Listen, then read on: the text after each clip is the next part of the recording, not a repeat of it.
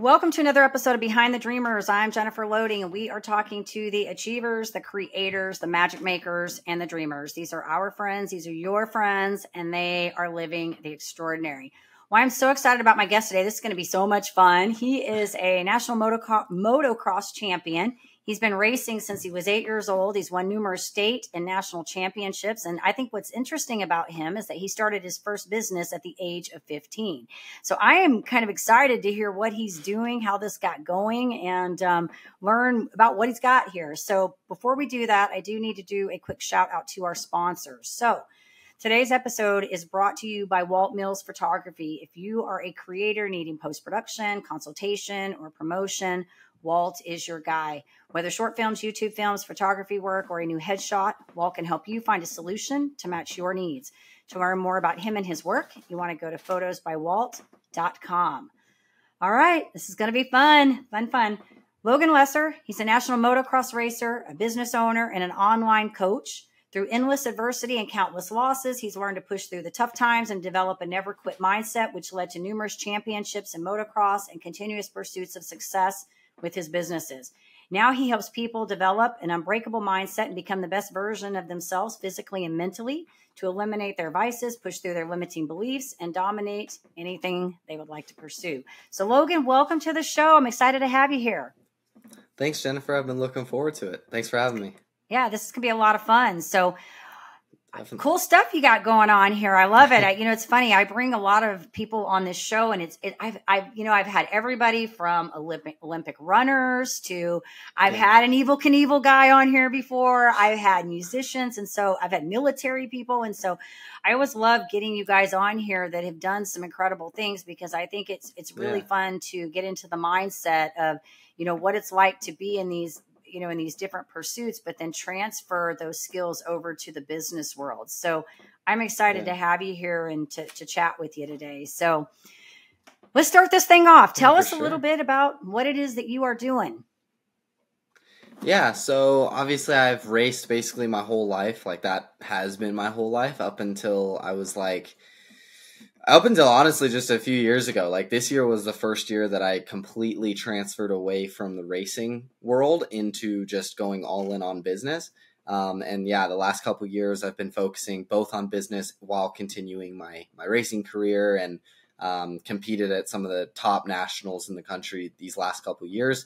And then this year has been the first year that I just decided, you know what, I'm going to go all in on business because I don't know, I'd been racing for so long and I had just really, really started to like business and like kind of pursuing that and growing it, that when I was at the races, I would find myself constantly thinking about working and business and everything. So I decided that this year I would prefer to end the year having worked on my business and trying to grow that as much as possible versus looking back and having raced and wanted to instead have grown the business further, if that makes sense. But no, I've been, right now, I've just been focused on basically my agency, which is kind of like my side thing now. That's what I've been doing for the last couple of years. And then mainly just focusing on building my personal brand, getting on really cool podcasts like this and helping people, like you mentioned, with the coaching side. Yeah, it's interesting that you say all this, and I think there are different seasons that we go through in our lives. Right? Yeah, like exactly. I've had kids that played sports, and I know that that's completely different. But I do think these are all pursuits that we pursue, right? And my daughter played select soccer for a long time, and you probably know how select soccer is. It's extremely competitive, and as you move up, it becomes more and more competitive. And one day she came in her, I guess it was her freshman year of high school. She decided that, after she, like you, had done it for many years, she started when she was like 4. And that's all we had seen her do was soccer. And then she comes in at, 15 years old and she's like, I just don't want to do this anymore. Like I want to do something different. And then she went into cross country and track and became a really good runner and got a scholarship to go run. And so I think we have these different seasons in our lives where we have shifts and changes. But I do think having done what you've done there, it's great skills that carry over into what you're doing now because you learn, the work ethic and the persistence and the tenacity and you learn how to lose and get back up, right? And 100%. Business is like that. Yeah, no, motocross was the biggest learning tool that I've ever had in my life thus far. Like I learned so much. I learned everything from motocross, from, like you said, learning to lose, learning to win, pushing through adversity, all kinds of things, and also building that no quit mentality, which I can genuinely thank my parents for that big time, because that was something they pushed on me, was that you don't quit, like never. Because believe me, there was a lot of times where I wanted to, and I wanted to throw in the towel. And what was funny is when I was like way younger racing, they would tell me like, no, we don't quit. Like, you're going out there. Whereas as I grew older, they would leave the decision up to me, except they did it in a very, I don't know, tedious way, I guess, where they would kind of be like, it's up to you. If you want to throw in the towel, like, that's fine. Like, you can be done. But they would do it in a way where I was like, God damn it. Well, now I can't, because I'll feel bad about it.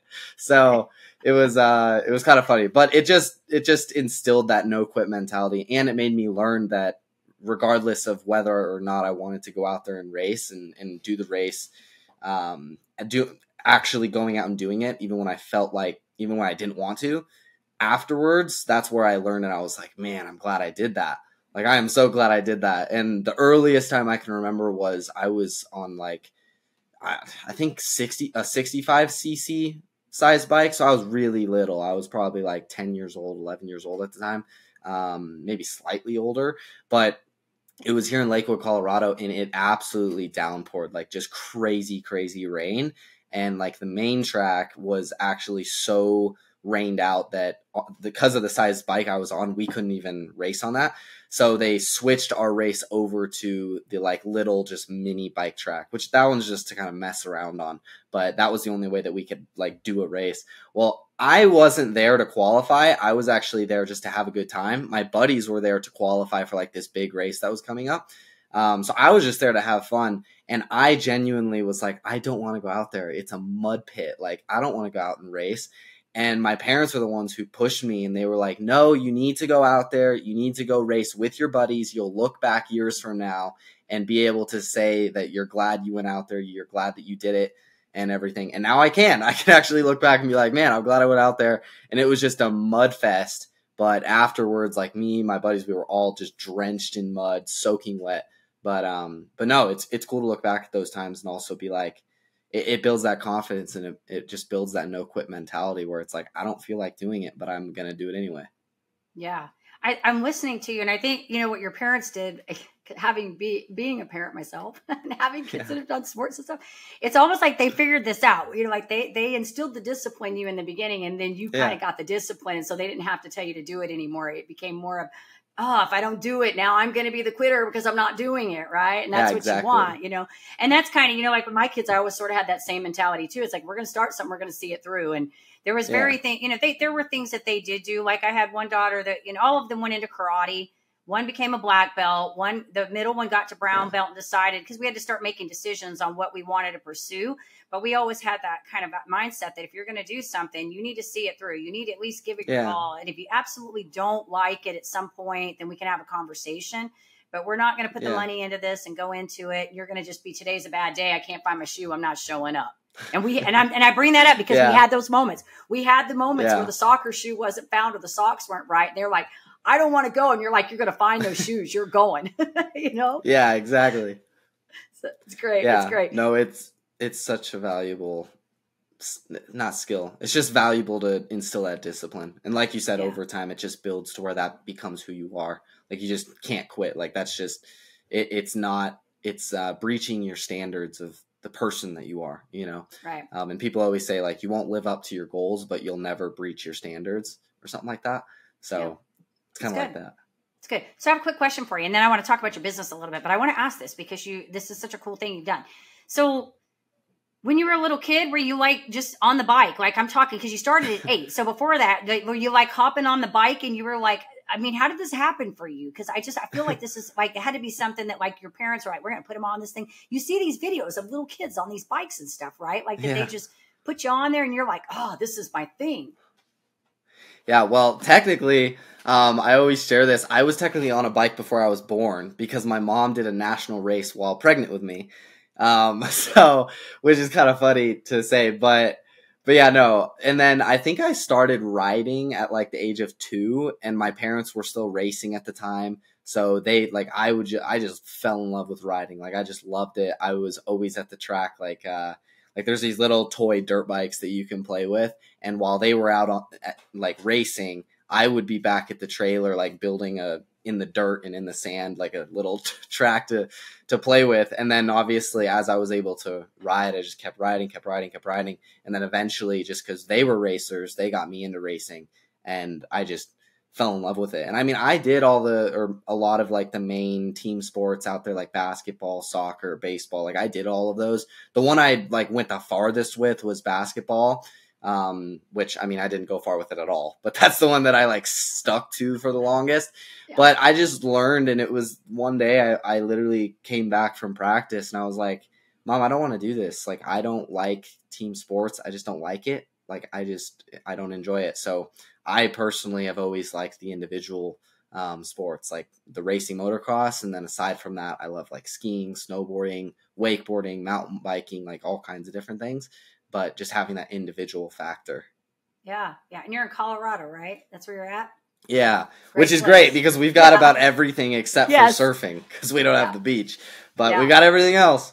We have family there. Well, and my husband's an ultra marathon runner. So, I mean, I get all that's why. And I think it's interesting that you brought your parents up, because definitely I thank you for sharing that, because there's some influence there, right? Like your family's probably pretty active. And that's how my husband's, we're both runners. And my husband's been an ultra marathon runner. He's actually done the Leadville 100 in Colorado before. So, wow. Yeah. So he's done some pretty crazy things too. And I think that it's funny, all of my kids have done mostly individualized type sports. They've either been in cross country or track, or they've done, karate, or my son they did play soccer. My daughter did do soccer, but ended up going in cross country track. My son did a little bit of that, of lacrosse, pulled out of that, went into cross country and track. So I get it. And I can totally understand the individualized sports. So, well, good for you. That's awesome. And, what a cool story that is. So tell us a little bit about what you're doing with your clients, because obviously that's the important part here. You're building this brand. You're trying to get out there and get known for what you're doing and carrying your talents over. So tell us a little bit about this agency and what you're doing. Yeah, so the agency is what I've been doing for the last couple of years, just a marketing agency, nothing too exciting. But that's what I've done the last couple of years. That's what I ended up going to South Africa. I lived there few months out of the year, or actually quite a bit throughout the year. So I just chased the summers, but that's what drug me out there, because of my business partner living there. So the agency has been like my life the last few years, and I've learned a lot from that. And then more recently, I've transitioned into building a personal brand and kind of looking to go into kind of the coaching and that type of space, specifically because of the effect that mindset mainly has had. I think I say fitness as well, because I don't think that you can have a strong mindset, confidence, anything like that, unless you are in good physical shape. I think that's the foundation of everything. At least I know that from experience. And yeah, I mean, from racing, that's where like mindset, because everybody talks about mindset, but one thing is that even for me, I thought it was like this cheesy thing in the past. I was like, really, mindset? Like, come on, like stop talking about that. Right. But that totally shifted for me, because it was literally a light switch that happened at a race like 2 years ago. And it made me realize, holy crap, like when you actually can control your mindset, which you can, the fact that you can do that and the effect it actually has is unbelievable. And then obviously mindset is huge with sports, which I can't remember who it was, but it was an Olympic swimmer who I just saw the quote that she said with this, and it totally hit me, which was, once you get to a certain level, everybody's talented. Everybody knows what they're doing. Everybody's been coached by the best coaches. Everybody's training all the time. So when you get to that level, maybe 10 to 20% of it is your talent and what you know. The other 80 to 90% is how you show up mentally to the event, which I was like, that is so factual. Like, I know that is so factual. So that's kind of what I've been going off of. And then in the business side of things, I also had to face so much mentally, and I've just learned so much that has genuinely helped me a lot. And just had to go through a lot of different stages of adversity. And then when I first went to Cape Town, I went through a very short, not a very crazy stage, but a definitely short and impactful stage of feeling kind of depressed. So I had to push through that and learn how to, first of all, learn why that happened, and then how to prevent that from happening again. And just going through all of those things, I ended up helping quite a few people in my family, specifically both my parents, especially more recently on the fitness side of things. And then also I helped my brother, which yesterday, yesterday he won the biggest national championship in motocross in the entire country and arguably the world, which I am so ecstatic about because that is just unbelievable. I've placed top 10 there a few times, but he actually won it yesterday, which I'm literally blown away. So wow. Super pumped for him on that. But no, I've talked with him quite a bit in terms of like the mindset side of things, which I think has helped him quite a bit. So I've just seen the effect that mindset and fitness can have on me, on the people around me, as well as some of my buddies who went through some pretty deep stages of depression, and I kind of helped them through that. So that kind of just had me fall in love with the idea of helping people, as cheesy as that sounds, but didn't start that way. So yeah, no, I've been really enjoying that side of things. Yeah, it's interesting. Well, and congratulations to your brother. Wow, I'm gonna have to look this up. So congratulations, that's huge. And so you guys all sound like you're just a very active, successful family, which I want to touch upon all that. A couple things you said. One about the physical and the mental. And yes, one of the things I talk about with my clients all the time are these 4 domains in our life that we have to meet in order to live like this, what the 2% we talk about, a fulfilled life, right? And one category is your health and your well-being. And I believe, and I tell my people all the time, out of the 4 categories, they're all important, but the most important category is the health and the well-being. And that includes your mental and your physical health, because they go together, right? And if you think about it, like, how many people do you know that are successful, right? They make a lot of money, but their health is falling apart, right? Or they're miserable, right? Or maybe you're healthy, but you have so many insecurities that you can't function in life. And so that is probably the part that I emphasize. And having been, kind of I don't want to say an athlete like you, but I'm a runner. I've done marathons and I'm physically active. I value the importance of being healthy, not just physically, but mentally, because they have to be together. Yeah. And to your point about showing up mentally, I've told this story many times. There was many times, I don't race near as much now as I did. There was a period of time between like 2014 and 2018. We were racing like almost every weekend. We were at a half marathon, or my husband did like multiple times where he did 3 marathons in a row. Like he'd do a Friday, Saturday, and a Sunday marathon. So you're talking like 60 something miles, right? Was it 20? Yeah, 60 something miles, and we would talk about how we would show up for like a marathon and be game on, like ready to go, and then show up the next day for a 5K. And we're like, I can't do it. Like I just can't physically do it. Right. Because it all starts here. Right. Yep. It's what you think you can. And if you think you can't, you can't. But one other thing I wanted to mention, I had a Dawn Grunagel. She was an Olympic trial qualifier. She lives here in Dallas. She trained my kids, both my youngest runner. She's she's had a baby, amazing woman.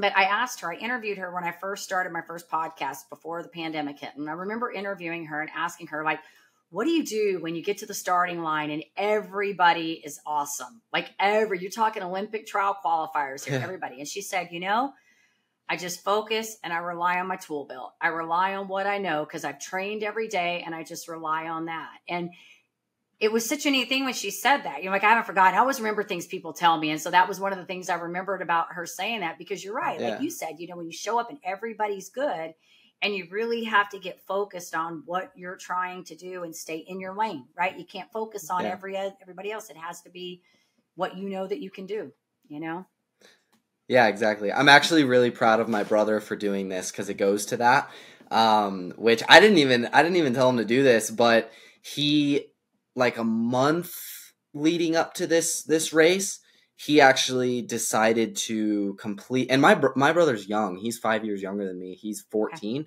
but he decided that like a month or a few weeks before this race that he just won, I think he deleted his Instagram, not his account. He deleted the app off his phone specifically because he didn't want to see his competition and what his competition was doing, specifically because he didn't want that to get in his head and think like, oh, they're doing this, oh, they're doing that. Like, he wanted to focus on himself and show up to the race knowing what he's done.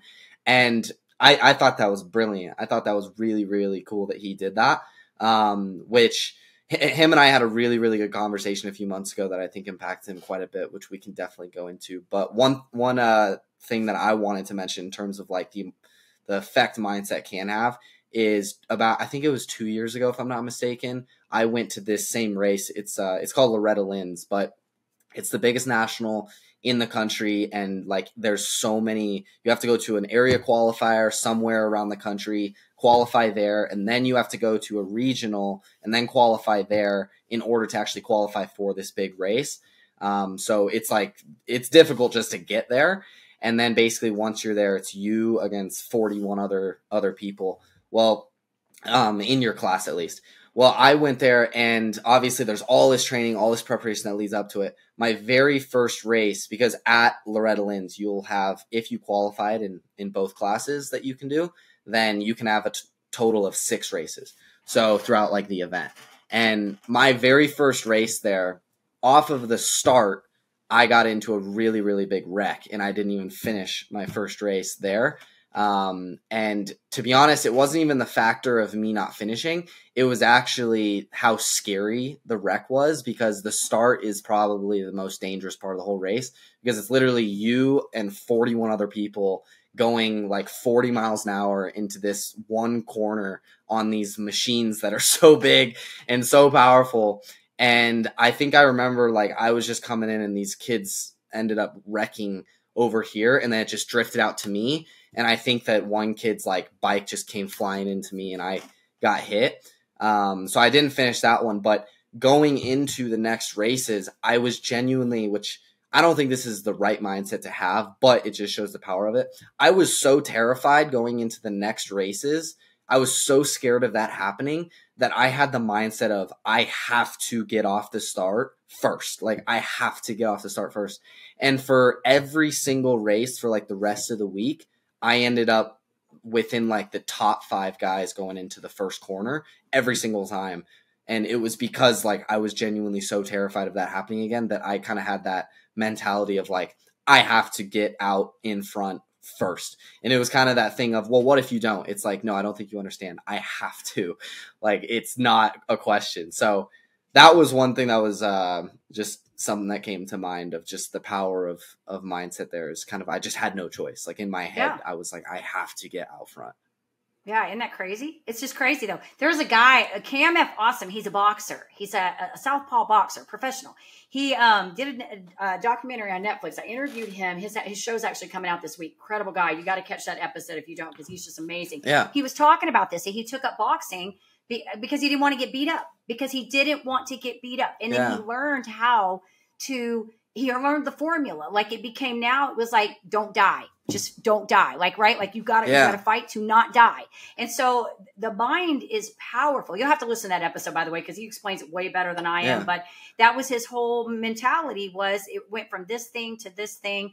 And I think a lot of, athletes and people that are trying to do things like that, they get something, whether they're fixating, I either got to get out there first, or I got to prevent this, or whatever that is, right?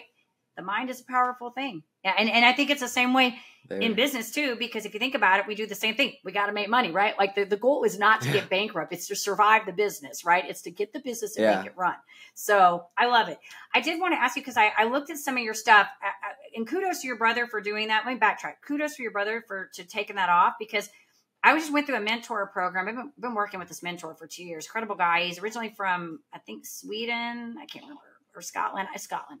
Anyways, there was a, I don't know if he was a wrestler or what he was, but he kind of did the same thing where maybe he was a bodybuilder. He was a bodybuilder. He would not have any social media preference at all, like none.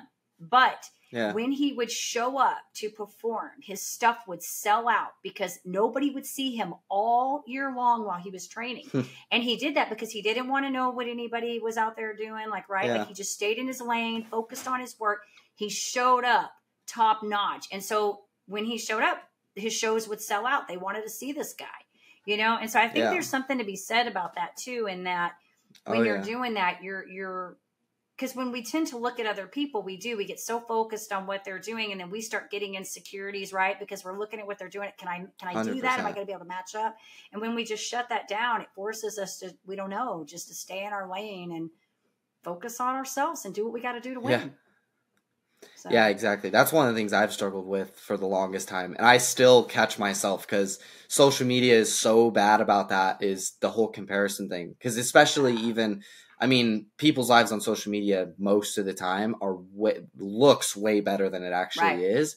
And especially in the business world, like, when that algorithm on social media realizes that you're trying to grow a business and make money, then all you see is all of these posts of these people and these young guys and all these people who are traveling the world and with the supercars and doing all these things. And it's like, here's how I made blah, blah, blah. And most of it is total BS, just trying to live the lifestyle, you know, but it still gets in your head and makes you feel less than, instead of just focusing on yourself. So that's one thing that I even make sure to catch myself on.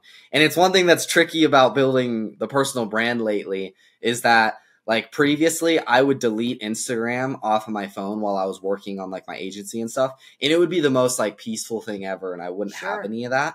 Whereas now I'm like forced to have it because I have to post, I have to build the brand. So I have to catch myself and be like, okay, we're only on there for like posting our own stuff and replying to people's messages or whatever it is, but we're not consuming, like no consuming other people's things.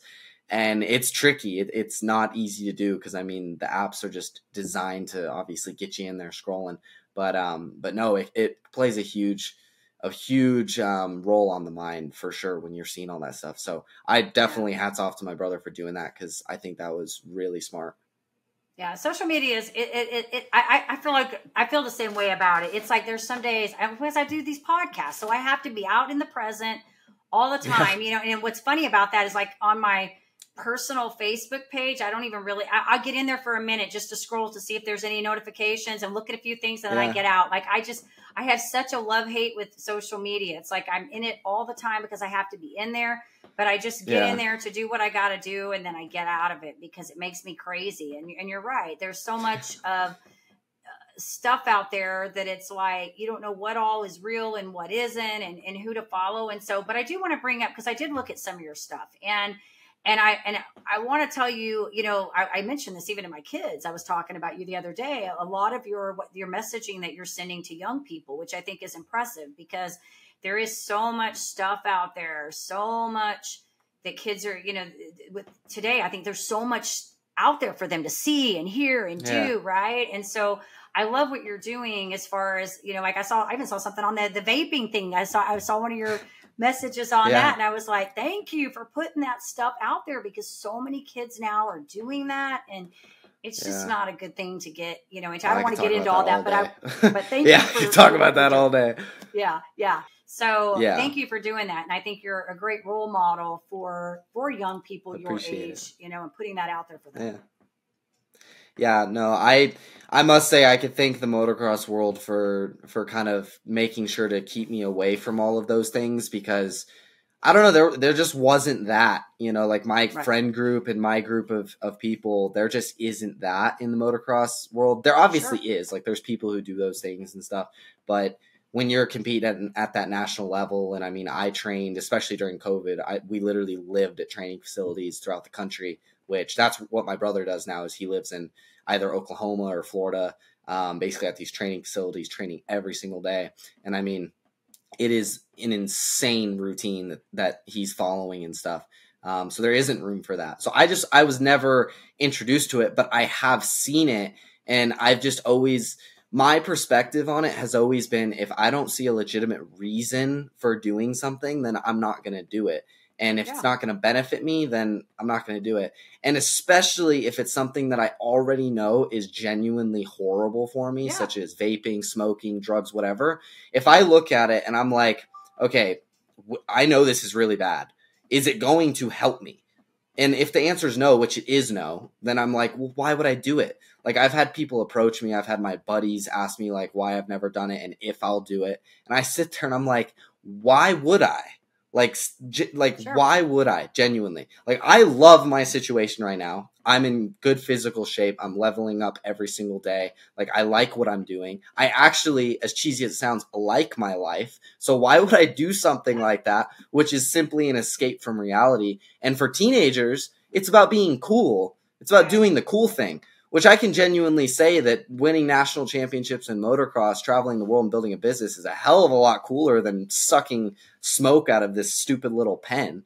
Like, that's way cooler. So I've just never understood it at all. And yeah, I just push that message. And even my brother, he's never done any of those things. I believe that he never would, especially because of just me and the way that I've approached that stuff. But if I ever did hear that he tried something like that, I would smack the shit out of it. You'd be all over it. Yeah, I'd be like, no. Which actually, I did have a role model who was like that. He's basically like my brother, Trevor, but he's like 30 now. But he used to be he was my original motocross trainer and probably like taught me the most in terms of that, arguably. But he, when I was young, he trained me when I was like 11. We'd be driving to the track and he would be the one who'd tell me, listen, Logan, if I ever hear you try something like that, I will beat the shit out of you.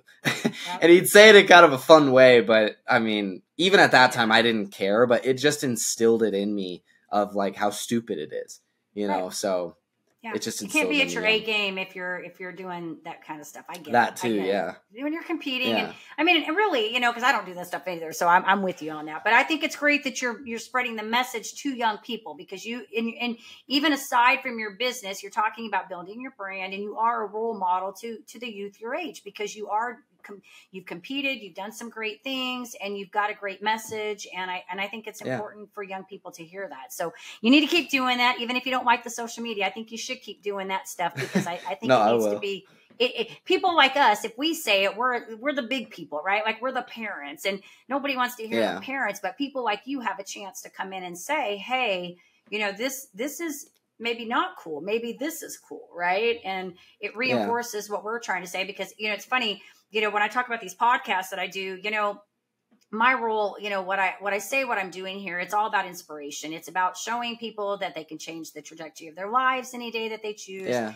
It's giving you guys a platform to talk about your stories, right? But ideally, what we know is that it's hard to get adults to make change. We have the ability to impress upon youth and help them make more change than we do adults, right? My thinking is if I can get an adult to kind of change their perception, then they have the ability to go change maybe their children or the people around them. So I think it's great when you have a young person comes in and has a message. And I love getting, you know, I had another young girl come on here a while back. I think she was 21.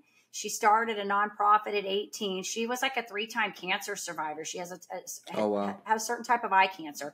But what's so neat is she's now written a book.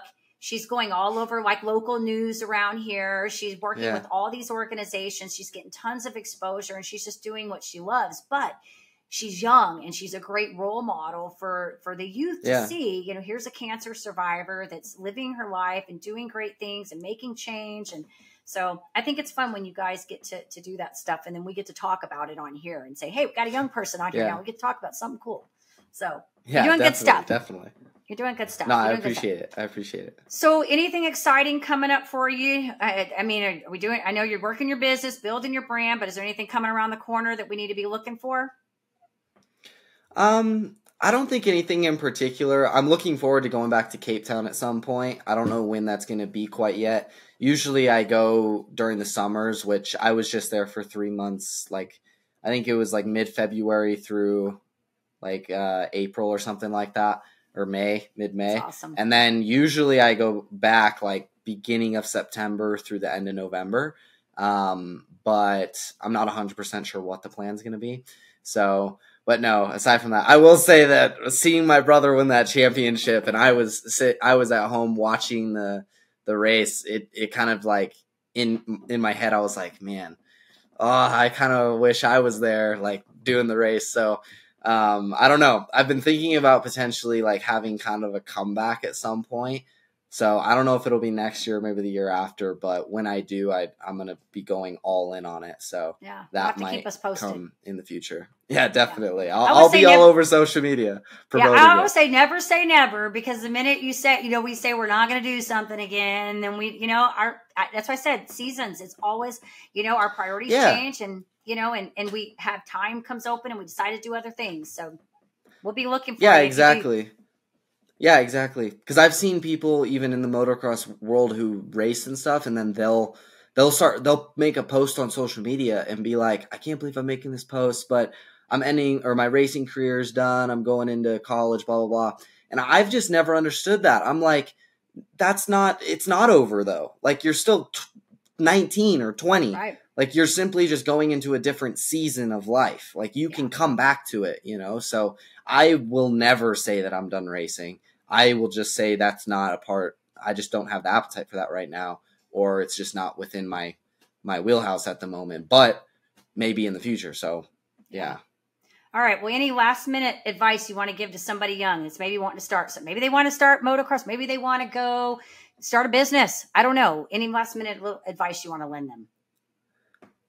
I usually say that I think it's important to understand that everything is in your hands. Like nobody's coming to save you. That's one thing, which a lot of people can get scared about that idea. But I look at it as exciting because it's basically saying like your life's in your hands, like you're in control of it and in control where you're going. So get excited about that. And that means that you can honestly do anything that you want. And I had the conversation with my brother a few months ago where it was like, listen, dude, you're good. You're good at this. And if you really want it, then you can get it. You can go win, which is so cool looking back at that conversation because he literally just won the biggest race. So I was like, I'm going to have a major I told you so when he gets home. But no, I told him that I was like, you can do it. You just have to go all in. Like if you go all in and you put in more work than everybody else, then you will elevate, get better and better and better, and you'll end up making it. So I think those things are really important, and just having a long-term aspect or outlook on things. Like whether you're looking to build a business or get really good at a sport or whatever it is, it's not going to happen overnight, So I like Gary Vee's saying of it, which is understand the macro versus micro, which is understand that things are going to take time, the macro outlook. So like be okay with waiting 10 years before you become a millionaire or whatever it is. Right. But in the micro, which is like day by day, attack it and work as hard as you possibly can in order to still achieve that and get there as fast as you can. So I like those concepts a lot. Good stuff, Logan. Good stuff. All right. So if our audience wants to catch up with you, follow you, they want to check out the social media that I'm talking about, where do we want to send them? Yeah. No, my Instagram is Logan_Lesser. So they can find me there. That's where I'm posting daily, like my daily routines, waking up at 4, going to the gym. And then also just, like you said, those posts where I'm talking about kind of things that I've learned and things that I think could genuinely help people every single day. And then if they wanted to reach out to me, they could reach out to me there as well, join the program, or if they just have a question, they can reach out. So no, my Instagram's the best place. Okay, good stuff. We'll make sure when this gets put together and all ready to go, we'll get you tagged. And I'm going to follow you so I can keep up with you. So you'll see it's my name. You'll see an invite from me. So this has been good stuff. Sweet. I want to congratulate you on all your success. Congratulations to your brother. You guys sound like an awesome family. You're active. I love it. I think it's great. Leading by example, which is what we want. Yeah. And keep us posted if you decide to get back into the writing part too, so we can follow you and make some notes somewhere. For sure. You. So definitely. Thanks for having me on. Yeah, absolutely. All right. And to our audience, of course, if you enjoy our show, please go check us out over on Apple. Give us a rating over there. You can check us out on YouTube. Hit that subscribe button so we can keep sharing all these incredible stories. And as I always say, in order to live the extraordinary, you must start. And every start begins with a decision. You guys take care. Be safe. Be kind to one another. We will see you next time.